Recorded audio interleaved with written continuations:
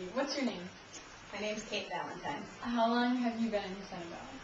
I've been here since September 2007, so that's pretty much exactly 2 years.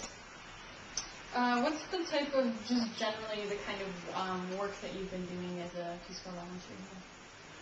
My assignment is a sustainable ag volunteer, and as of that, in doing that, our primary assignment, well, we're sustainable ag volunteers and community development specialists.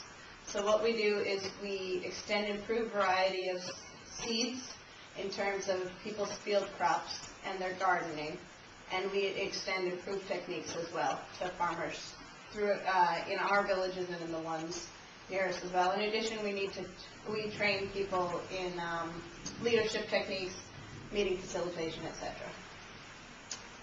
Can you maybe describe sort of the region that you work in and how that affects your work and the type of programs that you're involved in?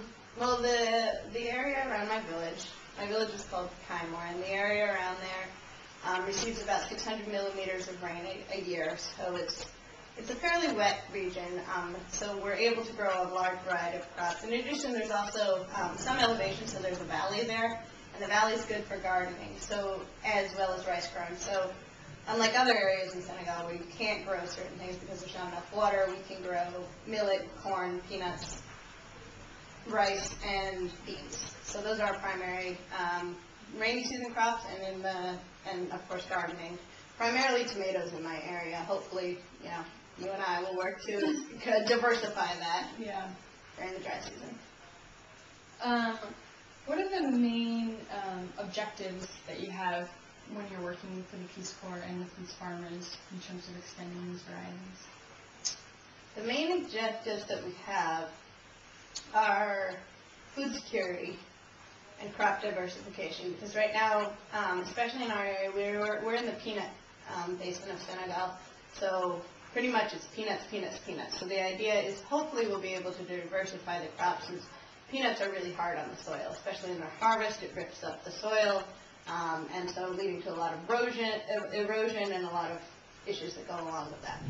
So the objective would be food security and crop diversification, both for monetary purposes and for nutritional purposes.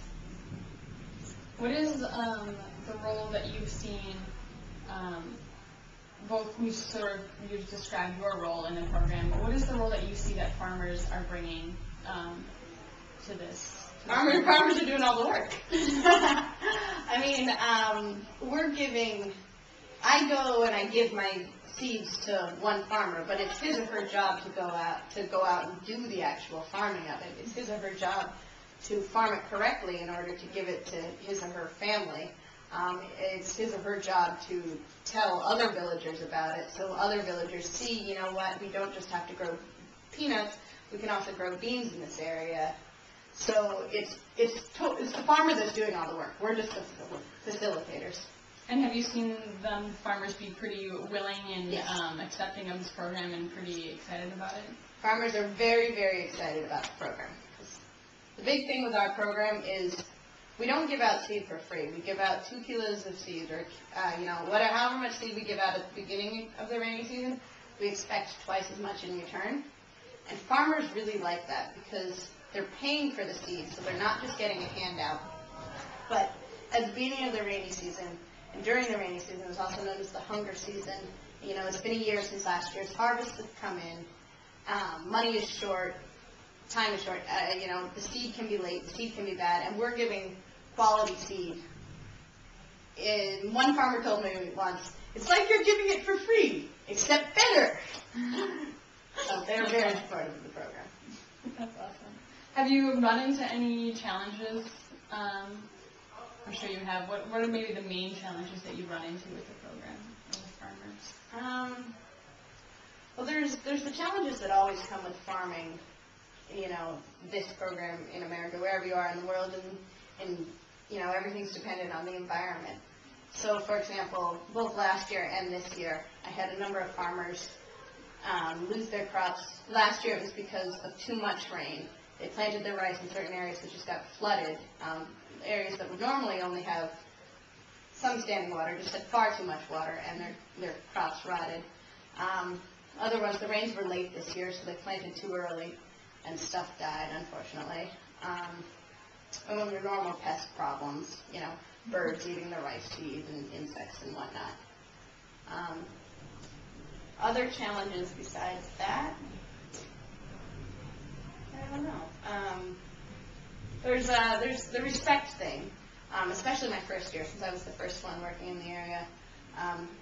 You know, as a white female, young female coming in, trying to tell these people that have been farming, men who've been farming for generations and generations, how to do stuff. But you know, now after a year, definitely it was a night and day difference between my first year and my second year. The village who I worked in 1 year and the ones who were new villages. I mean, they know that we know what we're talking about, and they respect that now. Yeah. Are there other